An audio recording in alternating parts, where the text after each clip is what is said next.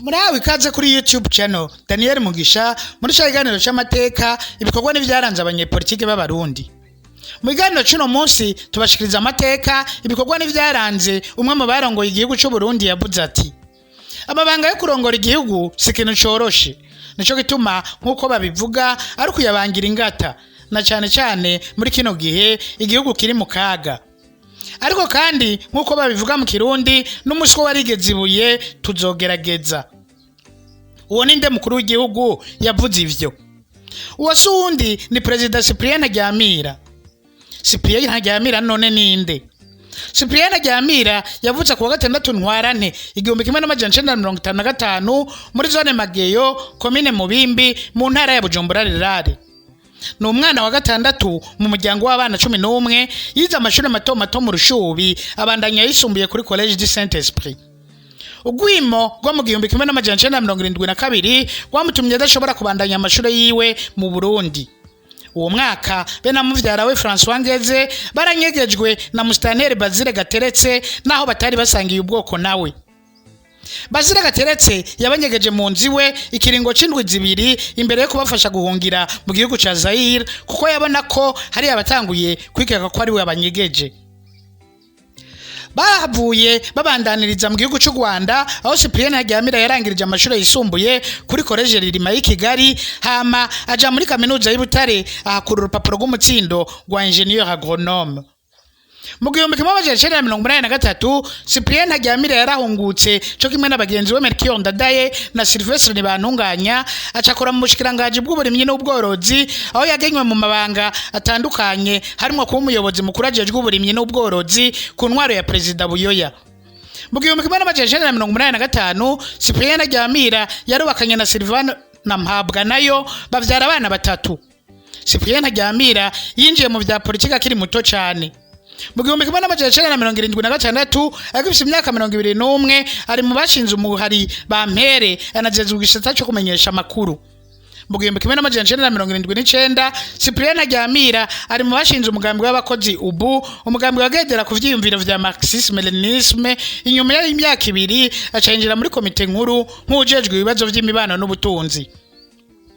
Nabo basangiye umugambi batabibona gutyo. Mu 1983 Cyprien Ntaryamira yaratahutse mu Burundi kuko we n'abagenzi we cyane Melchior Ndadaye na Sylvestre Ntibantunganya babona ko urugamba rwa politike ari kurubandaniriza mu gihugu. Mu 1985 Cyprien Ntaryamira yarahagaritswe n'iperereza rimwagiriza ko ariko akora ibikorwa vya politike mu kinyegero, ico gihe yakekwa kubandanya yigisha umugambwe ubu mu Burundi. Umukenyezi w'umukuru w'igihugu w'ico gihe Faustin Bagaza yarazi Cyprien Ntaryamira mu bwana, niwe yoba yaramufashije aramusabira ko bamufungura. Mu 1986 Cyprien Ntaryamira ari mu bashinze mu kinyegero umugambwe Sawanya Frodebu, wavuye wemererwa gukora ku mugaragaro mu 1992 unatsinda amatora mu 1993. Cyprien Ntaryamira yaratowe uwo mwaka nk'umushinga amateka wa Bujumbura Rirale kwa 10 Mukakaro 1993. Cyprien Ntaryamira yaragenywe muri leta ya Sylvia Kinigi nk'umushikiranganje w'uburimyi n'ubworozi. Mu gihe muri ico kiringo hakuwa abantu benshi mu burongozi bw'ibisata vya leta, Cyprien Ntaryamira yaratangaje abantu kubera mu bushikiranganje bwiwe ataminduka zikomeye zabaye. Ahandi naho akagena abo badasangiye ubwoko. Mu bwicanyi bwo mu 1993 Cyprien Ntaryamira ntiyavuzwe mu mabi y'ico gihe. Ivyo biri mu vyatumye bitagorana kumuhuriza ko ngo arongora igihugu. Muri gitugutu 1993 umushikiranganje Cyprien Ntaryamira yaratsobwandagurwa nkuko vyayigendeye indongozi nyinshi za Frodebu. Hagitangura ibikorwa byo gutembagaza President Ndadaye mu ijoro ry'uwa 21 gitugutu 1993, umufasoni w'umukuru w'igihugu yaratelefonye Cyprien Ntaryamira aramumenyesha biriko biraba. Cyprien Ntaryamira yaribajije ko nawe bashobora kuza kumurondera, acayinyegeza ku babanyi badasangiye ubwoko. Nkuko yavyibajije, abasirikare bavuye baza kumurondera kumuhana iwe baramubura, babaza babanyi bamunyegeje ko baba baziyo yagiye, nabo bati twabonye afati barabaragenda. Uko niko yakize nkuko byamugendeye mu 1972 no mu 1985 yakijijwe n'abo badasangiye ubwoko. kumbure biri mu bisigura ko nawe yamyerekana ko adashigikiye ivyiyumviro bikumira abandi. Inyuma y'igandagurwa rya Perezida Melchior Ndadaye haradutse ikibazo c'isubirizwa ryiwe. Umukuru w'inama nshingamateka yari kumusubirira yarishwe. Leta nayo yategerezwa gutunganya amatora y'umukuru w'igihugu mushasha. Ariko igihugu cari cinjiye mu kajagari katuma amatora adashoboka. Inyuma y'ibiganiro vy'imigambwe, inama nshingamateka yarahinduye ingingo ya 85 y'ibwirizwa shingiro yavuga ko umukuru w'igihugu atogwa n'abanyagihugu, ahubwo ishiraho ko ashobora gutogwa n'inama nshingamateka.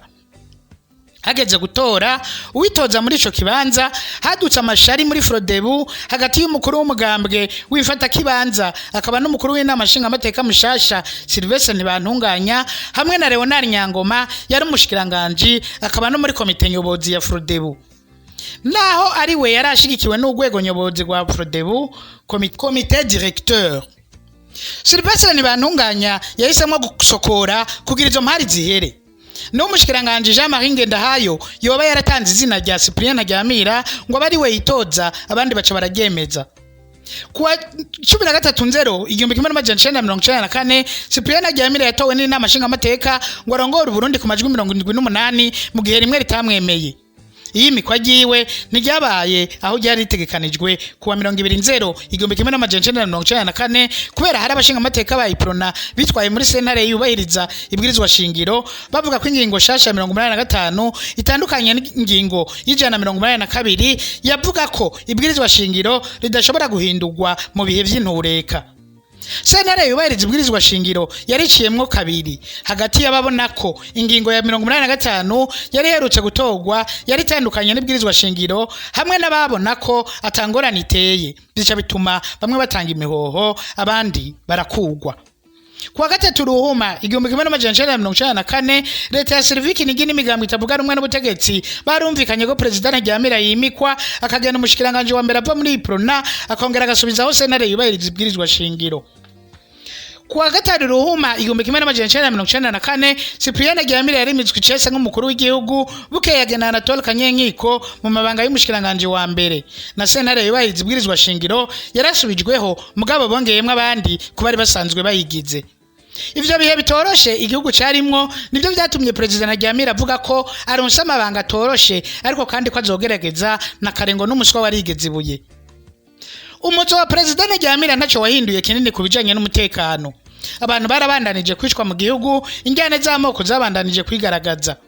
Migugu kibanye cyo Rwanda naho nyene ibintu vyari bimeze nabi kuko Perezida Juvenal Habyarimana yari yananiranye gushiraho inzego zumvikanywe mu masezerano yagiranye na FPR yarusha muri Tanzania muri myandagaro 1993. Ni gutyo hateguwe inama y'abakuru b'ibihugu byo mu karere kugira ngo bige ibibazo by'u Burundi n'u Rwanda. Inama yatumweko na Perezida Ali Hassan Mwinyi wa Tanzania. Kuwa Karendamukiza 1994 Perezida Ntaryamira yagiye i Badorite muri Zaire kubonana na Perezida Mobutu wa Zaire na Perezida Habyarimana w'u Rwanda kugira bapange uko bazifata mu nama y'i Dar es Salaam muri Tanzania. Mu gatondo kuwa gatandatu Ndamukiza 1994 Perezida Ntaryamira yazindutse aje Dar es Salaam yirigwayo mu nama y'abakuru b'ibihugu b'akarere. Perezida Mobutu wa Zaire niyitabye iyo nama, ivyatangaje benshi mu gihe yari Somambike wa Juvenal Habyarimana. Amasoko atandukanye avuga ko iyo nama yahagaze ahanini ku kibazo cy'u Rwanda maze abakuru b'ibihugu by'akarere baragondoza Juvenal Habyarimana gushira mu ngiro amasezerano ya Arusha. Habyarimana ntiyari yorohewe ako kanya kuko isi yose yari kumusaba kubahiriza amasezerano bagiranye na FPR mu gihe inzego ziwe ziterekwa gusangira ubutegetsi na FPR. Ni nayo mpamvu yari yagiye ajanye umukuru w'ibiro bikuru vya gisirikare n'umushikiranganje wo kwivuna abansi ngo ntiyagira abasigara baramuhirika. Perezida Ntaryamira we yasabwe gukora ibishoboka byose ngo injyane z'amoko zihagarare mu Burundi. Ku mugoroba hageze gutaha Perezida Habyarimana yoba yarasabye Cyprien Ntaryamira ko bojana mu ndege y'u Rwanda kwera y'u Burundi hariho two bariko barayikosora. Perezida Habyarimana yoba yanamwemereye ko yari guca amuha iyo ndege ikamushikana Bujumbura. Gushika ubu ntibizwi neza ibyatumye Perezida Ntaryamira asiga indege yiwe akuririye Perezida Habyarimana. hari abavuga ko Habyarimana yari afise ubwoba akibaza ko ataho kubahuka gukorora indege iri mu mukuru w'ikindi gihugu. Ikindi gitangaje ni ingene Cyprien Ntaryamira yagiye muri iyo ndege y'u Rwanda ata n'umwe ajejwe umutekano wiwe canke kumugendanira protocole bari kumwe. Ya ndege Falcon 50 yari bareruye nta mahigwe yagize kuko mu gihe yari kwirategura kumanuka ku kibuga c'indege ca Kanombe mu Rwanda hari saa 2:23 z'ijoro, hari saa 8:23 z'ijoro niho yaraswa ibisasu bibiri vyo mu bwoko bwa missile, maze ica kabiri kirayigema icitangura gusha ikiri mu kirere. Ibisigarira vyayo bitari bike vyakorokeye ku kirimba ca Perezida Habyarimana co kimwe n'ibisigarira vy'abari bayirimwo. Indege y'umukuru w'igihugu c'u Burundi yashitse Kigali isanga hatanguye amasasu menshi cyane ibandaniriza Bujumbura itagira umukuru w'igihugu. Isaha 9 z'ijoro ni ikiziga ca Perezida Ntaryamira catogwa cononekaye cyane. Ikiziga ca Perezida Ntaryamira n'abashikiranganje babiri bari kumwe byaratahukanye Bujumbura birashingurwa mu kibanza cari gisanzwe gishinguwemwo Perezida Ndadaye n'abafasha biwe bishwe mu 1993.